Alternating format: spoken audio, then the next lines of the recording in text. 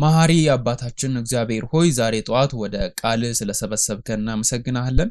መልካም ለማድረግ የሚያስችል ኃይል ሁሉ ካንተ ብቻ እንደሚመጣ በፊት ተገንዝበን ተገኝተናል። አባት ሆይ እንድትባርከንና እያስታወስን እንድናጠና እንጸልያለን። በቃል ኃይል እንድንሆን ባርከን። የምናደርገው ነገር ሁሉ በፊት ደስ የሚያሰኝ እንዲሆን እንጸልያለን። በተለይም ወደ ስድስተኛው ትእዛዝ ስንገባ አባቶ የባክን የልቦናችን አይኖችን ከፍተ ስለዚህ ትእዛዝ እንድንረዳ እንድንፈጽመው ባሰብከው መንገድ ተረድተን ለህይወት እንድናደርገው ይህንን ጊዜ ሁሉ ስለሰጠህን በኢየሱስ ክርስቶስ ስም እንጸልያለን። አሜን። ስለዚህ ወደ 10ቱ ትእዛዛት ተከታታይ ትምህርት እንኳን በደህና መጣችሁ።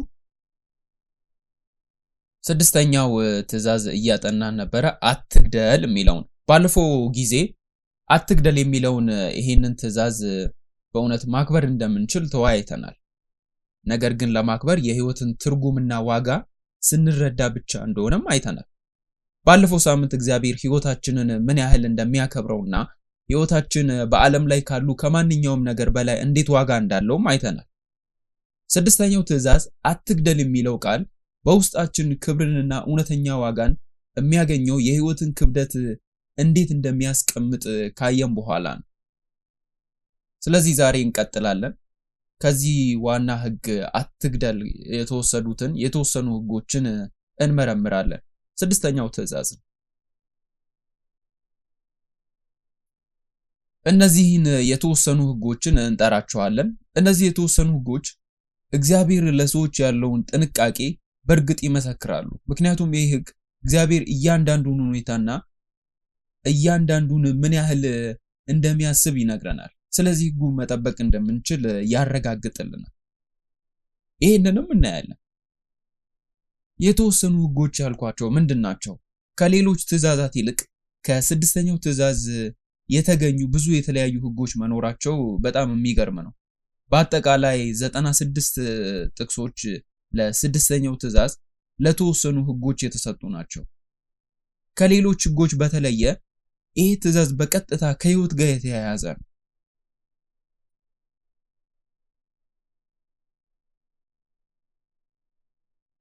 በጣም አስፈላጊ መሆኑን ማየት እንችላለን። እግዚአብሔር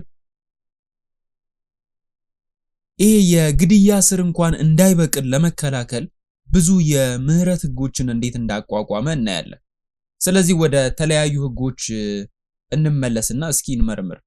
የተወሰኑትን ህጎች ዝርዝር እነሆ። ከዚያም ከሷ አጠገብ ያሉትን የመጽሐፍ ቅዱስ ጥቅሶች እንደ ማጣቀሻ ማየት እንችላለን። ለምሳሌ እግዚአብሔር የመማፀኛ ከተማን በደንብ የንጹሃን ህይወት እንዲጠበቅ ያዛል። የዚያ ሰው ህይወት እንኳን ለመጠበቅ ሆን ብለው ግድያ ቢፈጸም እንኳን እግዚአብሔር የመማፀኛ ከተሞችን እንደሾመ እናያለን። ስድስተኛው ትእዛዝ እሱ ስር የሚወድቅበት አጋጣሚም አለ፣ አትግደል የሚለው ማለት ነው። ጥፋተኛ ቢሆንም እንኳን እግዚአብሔር ህይወቱን ይጠብቃል። ሁለተኛው እግዚአብሔር የጎረቤትን የድንበር ምልክት አታንቀሳቅሱ ይላል። እዚያ ያለው የድንበር ምልክት ምንድነው? ያ የድንበር ምልክት የድንበር ምልክት የግለሰብ ንብረት ወይም ክልል ወይም ወሰን ሲሆን በአገሮች መካከል እንኳን ለማመልከት የተቀመጠ የድንጋይ ምሰሶ ነው። ስለዚህ ይሄንን ድንጋይ ማንቀሳቀስ የሌላ ሰውን ንብረት መስረቅ ትልቅ ወንጀል ነው። በዘዳግም ምዕራፍ 27 ከቁጥር 17 ውስጥ ያለውን ይሄ ህግ የባልንጀራህን ድንበር ምልክት የሚያንቀሳቅስ የተረገመ ነው ይላል። ስለዚህ ይሄ ደንብ አንድ ሰው እግዚአብሔርን ለማቆየት የሚያስፈልገውን ንብረት መስረቅን ይከለክላል። ንብረቶቻችን በህይወት ያኖሩናል። እግዚአብሔር ከፍ አድርጎ ይመለከተውና በጣም አስፈላጊ እንደሆነ አድርጎ ይመለከተው ነበር። ማንም ሰው ያንን ክፍል ከአንድ ሰው ቢወስድ ያ ግድያ ከመፈጸም ጋር እኩል እንደሆነ ነው እግዚአብሔር የሚያስተያየው። ሶስተኛ እግዚአብሔር ከባልንጀራ መንገድ ማንኛውም አደጋ ማስወገድ እንዳለበት ይናገራል። በዘዳግም ምዕራፍ 22 ከቁጥር 8 ላይ ነው። ለጎረቤቶች ጥልቅ አሳቢነት እያሳየ ነው እዚህ ጋር። እግዚአብሔር አዲስ ቤት ስንገነባ ለጎረቤቶቻችን በጣም አሳቢ መሆን እንዳለብን ያዛል። ስለዚህ ማንም ሰው ከቤታችሁ ቢወድቅ በጣሪያው ላይ የደም ጥፋት እንዳያመጣ ለጣሪያው መከታ መስራት አለብን ይላል። ሰዎች ችግር ውስጥ እንዳይገቡ ወይም ራሳቸውን እንዳይጎዱ በጣም ጠንካራና መከላከያ የሆነ ቤት መገንባታችሁን ማረጋገጥ አለባችሁ። ፓራፔት ምንድነው? ልክ እንደ ጣራው ላይ ወይም በረጅም ህንፃ ላይ ከመውደቁ የሚከላከል ክፍል ነው። ያንን በእኛ አጠራር ፓራፔት እንላለን። በእናንተ እንደ መሰላል አድርጋችሁ ልትቆጥሩ ትችላላችሁ።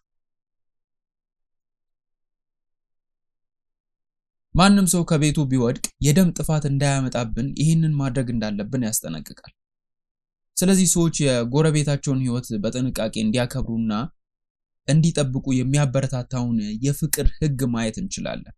ስድስተኛው ህግ አትግደል የሚል ነው። እሱን ከማጥናታችን በፊት ይሄ በጣም ከባድ ህግ ነው ብዬ አስባለሁ። ነገር ግን ወደ ህጉ ስንገባ ይሄ የፍቅር፣ የአሳቢነት፣ የእርስ በርስ እንክብካቤ ምንጭ ማየት እንችላለን። ስለዚህ ይሄ የእግዚአብሔር ትእዛዝ ከእግዚአብሔር ከራሱ ፍቅር የመነጨ መሆኑን በእውነት ማየት እንችላለን። በመቀጠልም ይሄን ልንገልጸው የምፈልገው ክፍል ነው። መልካም ተግባራትን ማከናወን እንዳለብን ይናገራል። ነገር ግን ለጎረቤቶቻችን መልካም ተግባራትን በንቃት ማከናወን እንዳለብንም ያስገነዝበናል። ስለዚህ በዘጸአት ምዕራፍ 23 እና በዘዳግም ምዕራፍ 22 ላይ ስለዚህ ይህንን ጥቂት ጊዜ እየመረመርን እንድናልፍ ያስገድደናል። እንዲሁም አምስተኛው ተፈጥሮን አትጉዳ።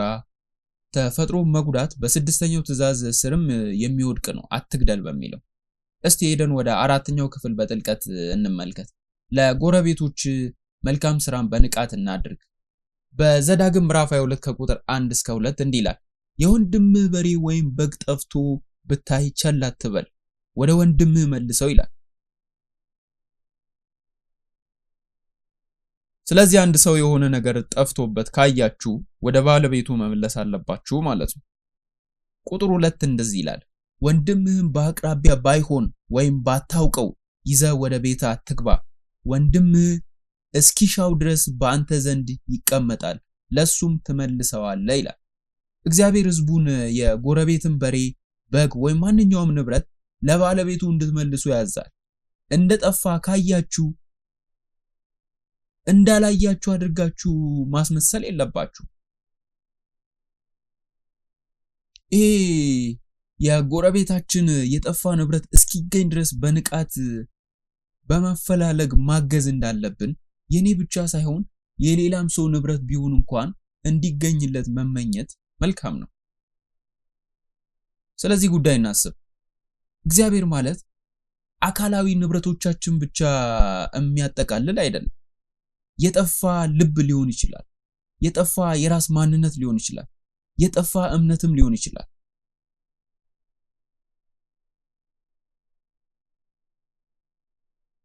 ምክንያቱም ባለፈው ሳምንት የህይወትን ፍቺ ሁሉንም ነገር የስሜታችን መቀመጫ እንኳን ጨምሮ አይተነዋል።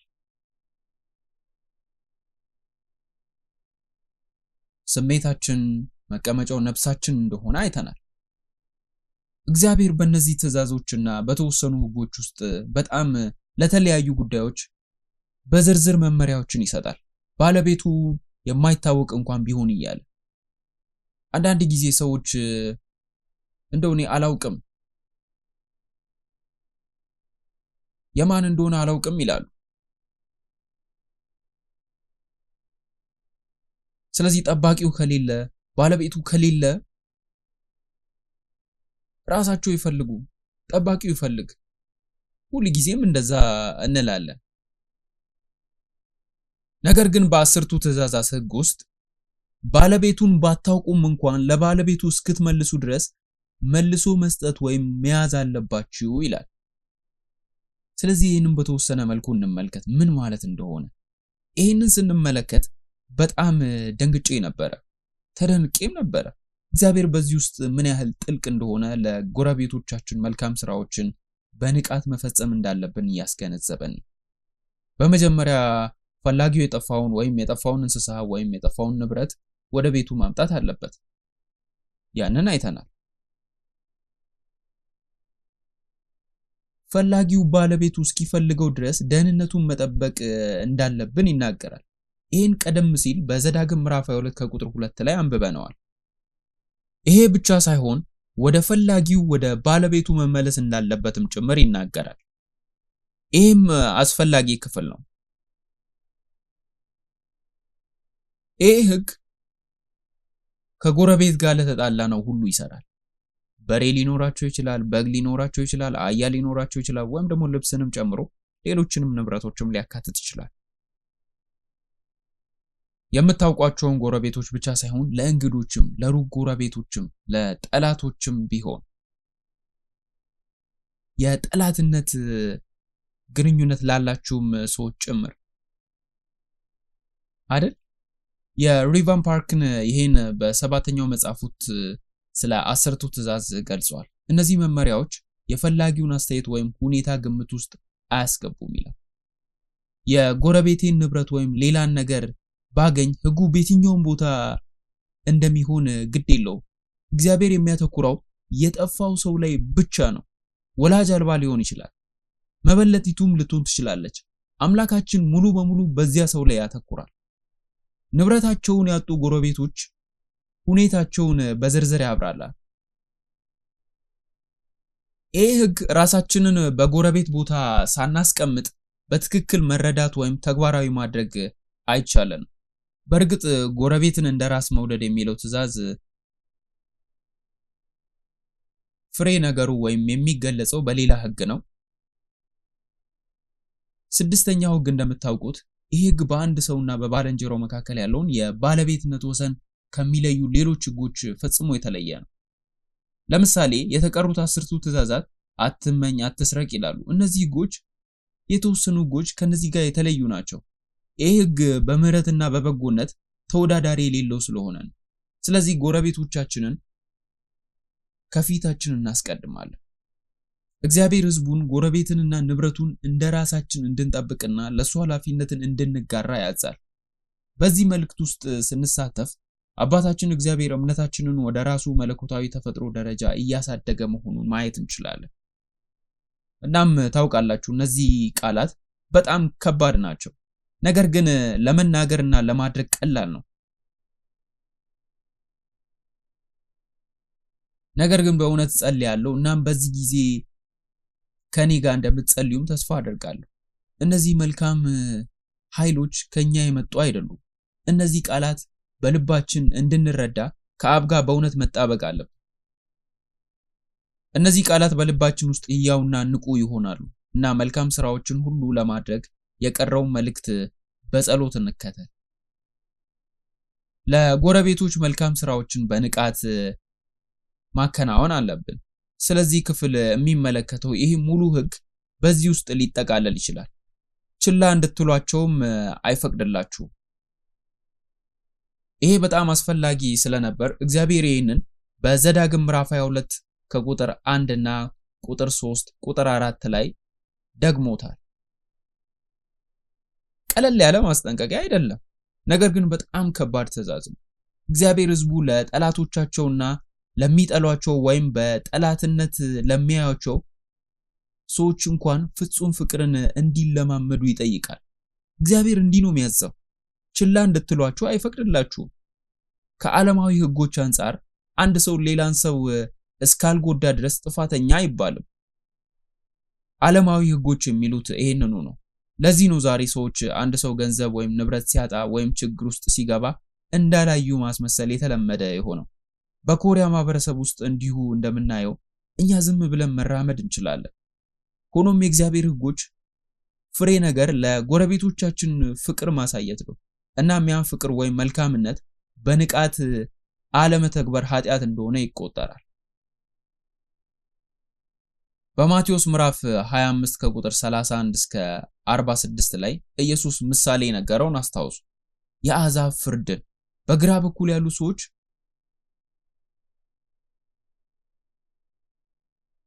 ወደ ዘላለማዊ እሳት ስለተላኩ ይህንን ምሳሌ ማስታወስ አለብን። በቀኝ በኩል ያሉ ሰዎች ዓለም ከመፈጠሩ በፊት የተዘጋጀላቸውን የመንግስተ ሰማያት መውረስን አግኝተዋል።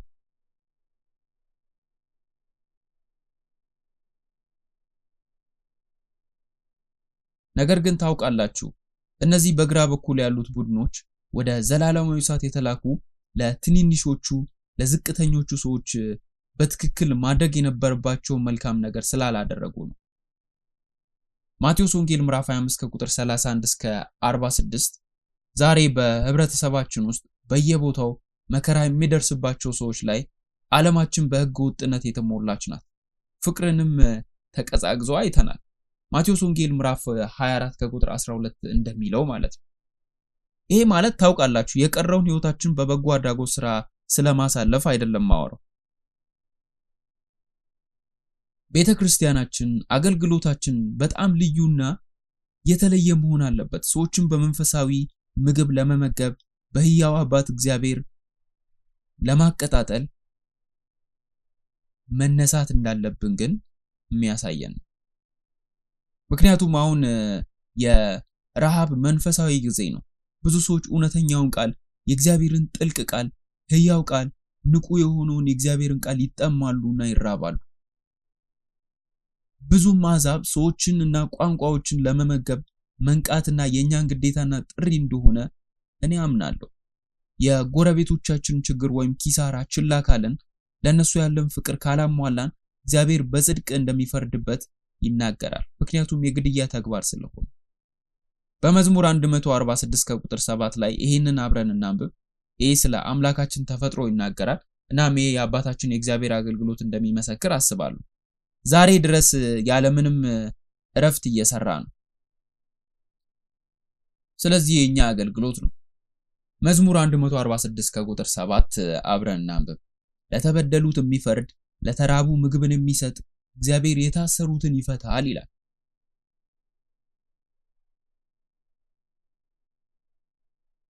በዓለም ዙሪያ ያላችሁ ሁላችሁም የተወደዳችሁ ወንድሞቻችን እህቶቻችን 10ቱን ትእዛዛት ስናጠና ቃላቱ የሱ ተስፋዎች እንዲሆኑና መልካም ስራን ሁሉ እንድናከናውን እንዲያስታጥቀንም እጸልያለሁ። ወደሚቀጥለው አምስተኛው እንሂድ። ተፈጥሮን አትጉዱ የሚል ነው። ያ እዚያ ላይ ደስ የሚል ክፍል ነው። ተፈጥሮን አለመጉዳት። በስድስተኛው ትእዛዝ አትግደል በሚለው ልዩ ህግ መሰረት እግዚአብሔር የተወሰነውን ህግ ያካትታል። ተፈጥሮን አትጉዳ ብሎ ይህንን ጥቅስ እስኪ እንመልከተው። ዘዳግም ምዕራፍ 20 ከቁጥር 19 እስከ 20 ይህ ስለ ጦርነት ጊዜ ነው እና እግዚአብሔር ስለ ዛፎች የሚያዘውን በጥንቃቄ ማየት አለብን። እንደዚህ ይላል፣ ከተማይቱን ለመውሰድ በመውጋት ብዙ ቀን ከበ ባስጨነካት ጊዜ ምሳርህን አንስተ ዛፎቿን አትቁረጥ፣ ከሷ ትበላለና አትቁረጣቸው። ከበ የምታጠፋው የምድር ዛፍ ሰው መሆኑ ነውን ይላል። ለመብል የማይሆኑትን የምታውቃቸውን ዛፍ ታጠፋቸዋለ፣ ትቆርጣቸዋለ፣ እስክታሸንፉትም ድረስ በምትዋጋ ከተማ ላይ ምሽግ ትመሽጋለ ይላል። ዛፍ ሰው አይደለም። ስለዚህ ዛፍን ልንንከባከብ አንችልም አይደል? በዚህ ጥቅስ በመመስረት አትግደል የሚለው ስድስተኛው ትእዛዝ የሰውን ህይወት ማጥፋት ብቻ ሳይሆን የተፈጥሮን ህይወት ማጥፋትንም ያካትታል። የተፈጥሮን ህይወት ማጥፋት ቀጥተኛ ያልሆነ ግድያ ተደርጎ ሊወሰድ ይችላል። ለሰዎች የመኖሪያ አካባቢን ስለሚፈጥር ማለት ነው። እግዚአብሔር ይህንንም ለኛ ያስባል። በእርግጥ እውነት ነው። እግዚአብሔር ዓለምንና አጽናፈ ዓለምን ሁሉ ለኛ እንደፈጠረ ይናገራል። እኛ እንደሆንም ይናገራል። ገዢዎቹ ከሁሉም የሚበልጠው የአባታችን የእግዚአብሔር ፍቅር ምን ያህል ታላቅ እንደሆነም በዚህ መመልከት እንችላለን። ደኑ በቀጥታ ከሰው ልጅ ህይወት ጋር የተያያዘ ነው። ምክንያቱም እኛ ሰዎች በፍራፍሬ ዛፎች ላይ ስለምንኖር ደኖች የሚሰጡንን ብዙ ጥቅሞች እናውቃለን። ስለዚህ ደኖች ለሰው ልጅ ህልውና አስፈላጊ ስለሆኑ በችኮላ መቁረጥ የለብንም። በጦርነት ወቅት እንኳን እንደዚህ እንደምናነበው እግዚአብሔር ህዝቡ ደኑን በተለየ ፍራፍሬን ዛፎች ጠላት በጫካ ውስጥ ቢደበቅም እንኳን እንዳይቆርጡት በጥብቅ ያዛል። ዛፎቹ መቆረጥ የለባቸውም። በተወሰኑ ሕጎች መሰረት ጠላትን ለመያዝ ምድሪቱን ማፈራረስ የለብንም ይላል። ይህንን ሁሉ እግዚአብሔር የሰውን ሕይወት ምን ያህል ከፍ አድርጎ እንደሚመለከት ያሳያል። ሁለተኛው ክፍል ቁጥር 20 ነው። እንዲህ ይላል፣ ለመብል የማይሆኑትን የምታውቃቸውን ዛፎች ታጠፋቸዋለህ፣ ትቆርጣቸዋለህ፣ እስክታሸንፉትም ድረስ በምትወጋ ከተማ ላይ ምሽግ ትመሽጋለህ ይላል። አምላካችን በጣም ጠንቃቃ ነው። ስለዚህ የዛሬው ጥናት ሁለተኛው ክፍል ስድስተኛው ትእዛዝ መውሰድና በወንጌላዊነት ማስፋፋትንም ሊያመለክተን ይችላል። ይሄ የወንጌላዊነት ማስፋፋት ወደ ልባችን መምጣት አለበት። አካላዊ ክፍል የህይወታችንን የሚታየውን ክፍል ብቻ ሳይሆን በልባችን ውስጥ በጥልቀት እነዚህን ህጎች እንዴት ተግባራዊ መሆን እንዳለባቸውና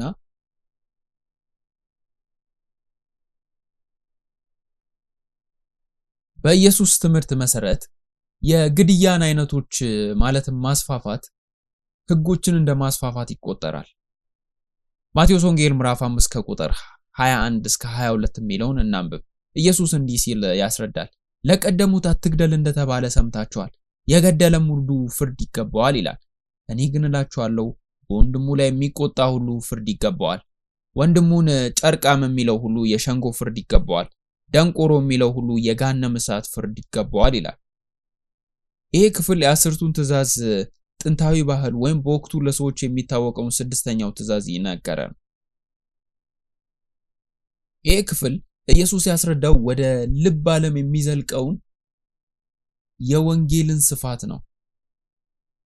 ይህንን እንደገና እናጠቃለል ወይም ከፋፍለን እንመልከተው። በመጀመሪያ መቆጣት ነው የሚለው። ከተናደድን ልክ እንደ ግድያ መፈጸም ነው ማለት ነው። በወንድማችን ላይ መቆጣት፣ በግሪክ መቆጣት ኦርጂዞ ይባላል። ቀጣይነት ያለው ቁጣ ከክፋትና ለመጉዳት በማሰብ ተገልጧል። ይሄ የተናደደ የሚለው ኦርጂዞ ሌሎችን መጥላትና እንደተበደሉ እንዲሰማቸው ማድረግ ማለት ነው። ይህንን ስናደርግ የሰውየውን ደም ከማፍሰስ ኃጢአት ጋር ተመሳሳይ ነው። ስለዚህ ይሄ በእግዚአብሔር እይታ ነው። እሺ ኢየሱስ የሚለው ይሄንን ነው። ወይም ጌታ በአንደኛ ዮሐንስ ምዕራፍ 3 ከቁጥር 15 በሐዋርያው ዮሐንስ በኩል ወንድሙን የሚጠላ ሁሉ ነፍሰ ገዳይ ነው የሚለው ከዚህ ተነስቶ በቄስ ኢቫን ፓርክ መጽሐፍ ውስጥ እንደዚህ ሲል ተጠቅሷል። ጎረቤት እንባ እንዲያፈስ ማድረግ ከግድያ ጋር እኩል ነው ይላል። እንዲሁም የህይወት ሥራ በጥላቻ በተሞላ ልብ ውስጥ ሊከሰትም እንደሚችል ያናገራል። ራሳችንን ለእግዚአብሔር እንሰጣለን። እናም በዚህ ህይወት አገልግሎት ውስጥ እንደ አገልጋይ እንድንጠቀምበት እንጠይቃለን። ነገር ግን እግዚአብሔር ልጄ ይሄ በመጀመሪያ ልንከባከበው የሚገባ ክፍል ነው። ስለዚህ እኔ ለራሳችን በእውነተኛ ሐቀኛ ሆነን እንድንቆም እፈልጋለሁ ይላል። እኔም ሕሊናዬን እየሰበርኩ ነው ማለት ነው። ምክንያቱም ብዙ ጊዜ ሰዎች በትክክል እንዲያለቅሱ እንደማደርግ አውቃለሁ፣ እምወዳቸው ሰዎች ጭምር። በህይወታችን ስራ ውስጥ ሳንሳተፍ አስፈላጊ ከሆነው በእውነት እንጸልይና ንስሐ እንግባ። እግዚአብሔር ይህንን ጥላቻ እንዲያስወግድ እንለምናለን። እግዚአብሔር ብቻ ነው ሊያደርገው የሚችለው፣ እኛ አንችልም። ኤፌሶን ምዕራፍ 4 ከቁጥር 26 ውስጥ ታዋቂው ቃል ያለው ለዚህ ነው። በቁጣችሁ ላይ ፀሐይ አትጥለቅ ይላል።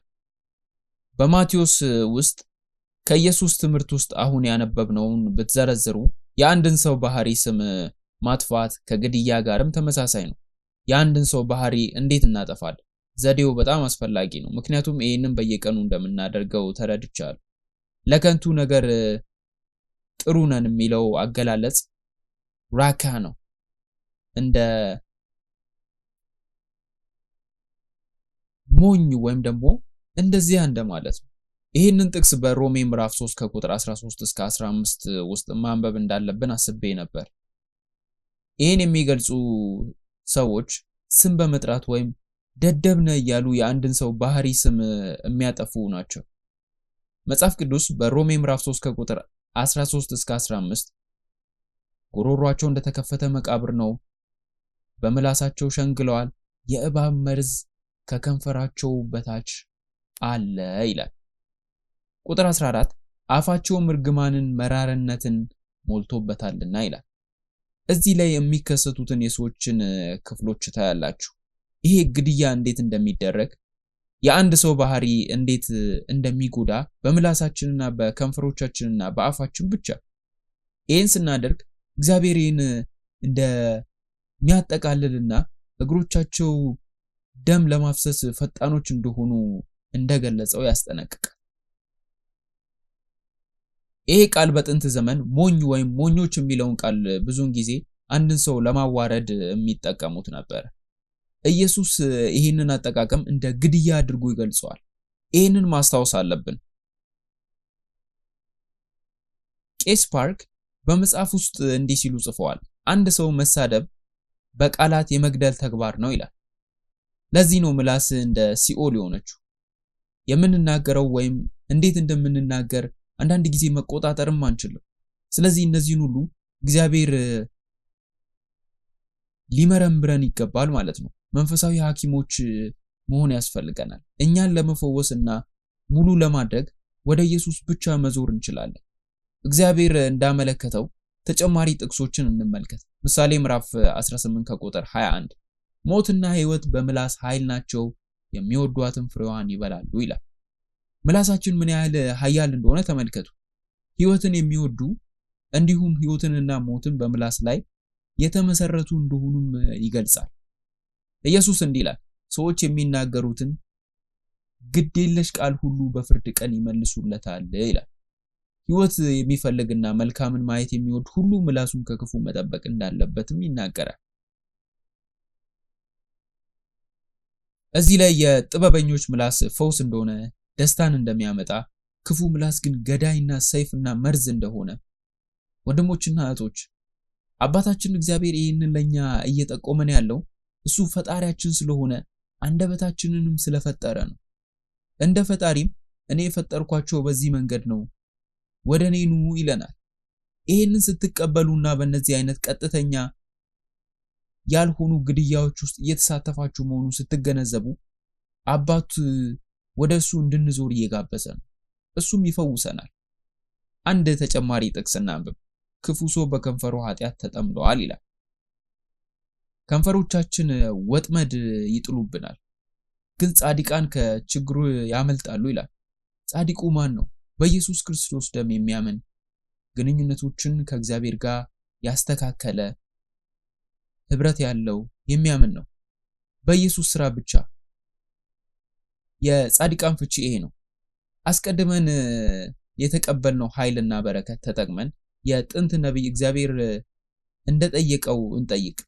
ከንፈሮቼን ከሰልህን በመቀባትና ከንፈሮቼን በማንጻት ከንፈሮቼን ቀቡ ይላል። ዛሬም ጸሎታችን ይሄ እንደሚሆን ተስፋ አደርጋለሁ። በኢየሱስ ትምህርት ውስጥ እንደምናየው የማቴዎስ አንድ ተጨማሪ እርምጃ ብንሰብር በእግዚአብሔር ወንበር ላይ መቀመጥ ሌሎችን ለመውቀስ ግድያ ከመፈጸም ጋር እኩል እንደሆነ የሚያስገነዝበን ክፍል አለ። በቀደመው ጥቅስ ላይ ኢየሱስ ሞኝ ብሏል። ወንድማችንን ሞኝ ብለን ስንጠራ ሞኝ የሚለው ቃል በግሪክ ሞኞች ተብሎ ተጠቅሷል። በእርግጥ ሞኝ ማለት ነው። በጥንት ዘመን ደግሞ እምነት የለሽ ወይም የማያምን ማለት ነው። ስለዚህ ይህ ቃል እግዚአብሔርን የማያውቁ እግዚአብሔርን የማይወዱ ሰዎችን ያመለክታል። ኢየሱስ አንድ ሰው ሞኝ ብለን ስንጠራ ይሄ ሰው አንተ በጣም እምነት የለሽ ወይም ደግሞ የማታምን ነህ ስንለው የሌሎችን እምነት እየፈረድን ነው። እዚህ ላይ ኢየሱስ የሌሎች ሰዎች እምነት መፍረድ እንደማንችል እየጠቆመ ነው። ምክንያቱም ያ በእኛ ስልጣን ውስጥ ስላልሆነ በእግዚአብሔር ስልጣን ውስጥ ነው። ስለዚህ ኢየሱስ ሌሎችን ለመፍረድ በእግዚአብሔር ወንበር ላይ የተቀመጠ ሰዎች እንደ ገዳዮች እንደሆኑ ተናግሯል። እናም የሌሎችን ሰዎች እምነት መፍረድና ማድረግ የሌለብን ነገር እንደሆነም ያስገነዝበናል። ሌሎችን ከእግዚአብሔር ወንበር ላይ ተቀምጠን መፍረድ የገዳይነት ኃጢአት ተደርጎ ሊወሰድ ይችላል። በመጨረሻም ወደ ሁለተኛው ክፍል እንሂድ። የስድስተኛው ትእዛዝ አትግደል የሚለው የወንጌላዊ ማስፋፋት። ግድያን እንዴት መከላከል ይቻላል? ግድያን ለመከላከል የሚረዱ መንገዶች የሚከተሉት ናቸው። በመጀመሪያ የሌሎችን ጥቅም መፈለግ፣ ሁለተኛ ለቁጣ የዘገየ መሆን፣ ሶስተኛ በመጀመሪያው ከወንድሞቻችን ጋር ሰላም መፍጠርና በፍጥነት መታረቅ አለብን። ይሄ ቀመር ነው እየነገርኳችሁ ያለሁት። እያንዳንዱ በዚህ እንዲኖርም እጸልያለሁ። እናም በዚህ የሚታገል ሰው ካገኘን ሁላችንም ይሄን ለማድረግ በጣም ከባድ እንደሆነ ስለምናውቅ እናካፍላቸው፣ እናበረታታቸው። በመጀመሪያ የሌሎችን ጥቅም ፈልጉ። አትግደል የሚለው ትእዛዝ ይህን ትእዛዝ ያካትታል። የሌሎችን ሰዎች ህይወት ሆነ የራሳችንን ህይወት ለመጠበቅ የተቻለንን ሁሉ ማድረግ። ይህንን በዕለት ተዕለት ህይወታችን ተግባራዊ ማድረግ ከቻለን መገመት ትችላላችሁ፣ የግድያ ኃጢአቶች ሁሉ ከኛ ይጠፋሉ። እናም እውነተኛ የህይወት ውሃ እንሆናለን። የምንነካው ሁሉ ይታደሳልና ይነቃቃል። በእኛ ውስጥ የመግደል ወይም የሞት ኃይል ስለሌለ የሌሎችን ህይወት መጠበቅ ማለት ከራሳችን ይልቅ የሌሎችን ጥቅም መፈለግ ማለት ነው። ይህን ደግሞ ለመናገርና ከመናገር ይልቅ ማድረጉ ቀላል ይሆናል ብዬ አላስብም። ስለዚህ ዛሬ ልባችንን የሚያበረታታውን አንዳንድ ጥቅሶችን እንመልከት። አንደኛ ቆሮንቶስ ምዕራፍ 10 ከቁጥር 24 እያንዳንዱ የባልንጀራውን ጥቅም እንጂ አንድስ እንኳን የራሱን ጥቅም አይፈልግ ይላል። እዛው አንደኛ ቆሮንቶስ ምዕራፍ 10 ከቁጥር 32 እስከ 33 ላይ ሐዋርያው ጳውሎስ እኔ ደግሞ ብዙዎች ይድኑ ዘንድ ለጥቅማቸው እንጂ የራሴን ጥቅም ሳልፈልግ በሁሉ ነገር ሰውን ሁሉ ደስ እንደማሰኝ ለአይሁድም ለግሪክም ሰዎች ለእግዚአብሔር ቤተ ክርስቲያንም ማሰናከያ አትሁኑ ይላል። እንዲሁም በሮሜ መጽሐፍ ውስጥ አንድ ተጨማሪ ነገር አለ። አሁን እኛ ብርቱዎች የሆንን ጥንካሬ የሌላቸውን ደካማዎችን እንድንሸከም ራሳችንን ደስ እያሰኘን ብቻ መኖር እንደሌለብን እያንዳንዳችን ባልንጀራችንን ለጥቅሙ ለማነጽ ደስ ልናሰኝ እንደሚገባ ይናገራል። ሁለተኛው ለቁጣ የዘገየን መሆን አለብን። ቁጣ የአንድ ሰው ትኩረትና የአእምሮ ሰላም ያደናቅፋል። በዘፍጥረት ምዕራፍ 49 ከቁጥር 6 ላይ በምክራቸው ነፍሴ አትግባ፣ ከጉባኤያቸው ጋር ክብሬ አትተባበር፣ በቁጣቸው ሰውን ገድለዋልና በገዛ ፈቃዳቸው በሬን አስነክሰዋልና ይላል። ቁጣ ትኩረታችንንና የአእምሮ ሰላማችንን ስለሚያዛባ ከቁጥጥር እንድንወጣና አእምሮ እንደሌላቸው እንስሳት እንድንሆን ተገቢውን ፍርድ እንዳናደርግ አልፎም ተርፎም ግድያ እንድንፈጽም ሊያደርገን ይችላል። የእግዚአብሔርን የጸጋ ባለጠግነት አስተዳደር ሳትጠብቁ ለቁጣ የምትቸኩሉ ከሆነ በራሳችሁ ላይ ክፉ ነገር እያመጣችሁ ጽድቅን ለማድረግ ይሳናችኋል። ያዕቆብ በያዕቆብ ምዕራፍ 1 ከቁጥር 19 እስከ 20 ላይ ሰው ሁሉ ለመስማት የፈጠነ ለመናገር የዘገየ ለቁጣም የዘገየ መሆን አለበት፣ የሰው ቁጣ የእግዚአብሔርን ጽድቅ አያገኝምና ይላል። በተመሳሳይ ምሳሌ ምዕራፍ 16 ከቁጥር 32 እንዲህ ይላል፣ ለቁጣ የዘገየ ከኃያሉ ይበልጣል፣ መንፈሱንም የሚገዛ ከተማን ከሚገዛ ይበልጣል ይላል። እንዲሁም ቁጣ ለዲያብሎስ ሾልኮ ለመግባት ትልቅ እድልን የሚሰጥ በር ነው። በዘፍጥረት ምዕራፍ 4 ከቁጥር 5 እስከ 7 ላይ ቃየን በቁጣ የተሞላበትን ውሳኔ እንደወሰነ ዲያብሎስም የገባበትን አጋጣሚ በመጨረሻም ወንድሙን አቤልን እንዴት እንደገደለ እናውቃለን። ሙሴን በተመለከተ ሁኔታውን አይተናል። በዓለም ላይ ከማንም በላይ ትሁት የነበረው ሙሴ እንኳን በእስራኤላውያን ማጉረምረም ስለተናደደ ወደ ከነዓን ምድር መግባት አልቻለም። ድንጋዩን 2 ጊዜ መታው። እንዲሁም ዳዊት ጎልያድን ካሸነፈ በኋላ ሲመለስ ሴቶቹ ሳኦል ሺዎቹን ገደለ፣ ዳዊት ግን 10 ሺዎቹን ገደለ እያሉ ሲዘፍኑ በጣም ተቆጥቶ እንደነበር ታስታውሳላችሁ። ስለዚህ ዙፋኑን በዳዊት አጣለው ብሎ መፍራት ጀመረ። ይህም ቂም እየጠነከረ ሄደ፣ ልቡንም ማረከ። ምን ሆነ? ክፉ መንፈስ መጣበት። ይሄ የዳዊትን ለመግደል ያደረገው ሙከራ ጦሩን እንዲወረወር እነዛን ሁሉ ክፋቶችን እንዲያደርግ አደረገው።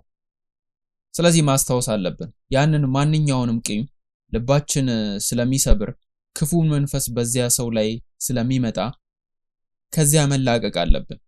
በመጨረሻም እግዚአብሔር በመጀመሪያ ከወንድማችን ጋር ሰላም እንድንፈጥር ያበረታታናል።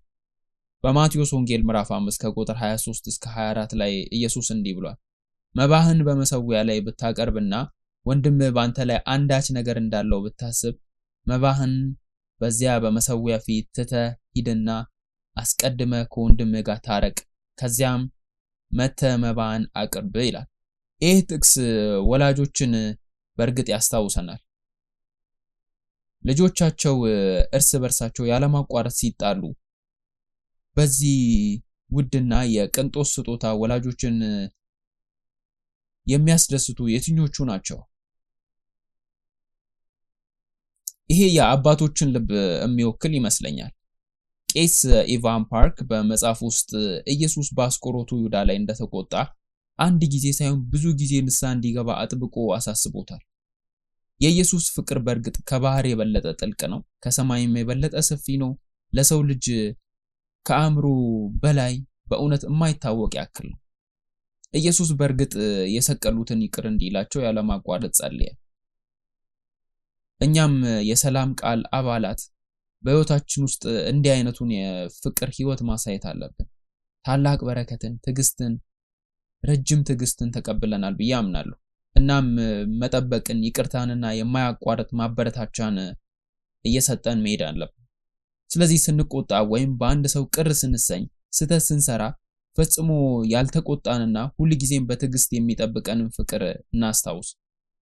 እኛን በማበረታታትና ንስሐ እንድንገባና እንድንሰማ በማሰብ እንዲህ ያለውን ፍቅር በማስታወስ ስንሞላ ኢየሱስ ለኛ እንዳሳየ በእግዚአብሔርና በዚህ ዓለም መካከል እንዲህ ያለ ፍቅርና ሰላም የሆነ አስታራቂ እንድንሆን እጸልያለሁ።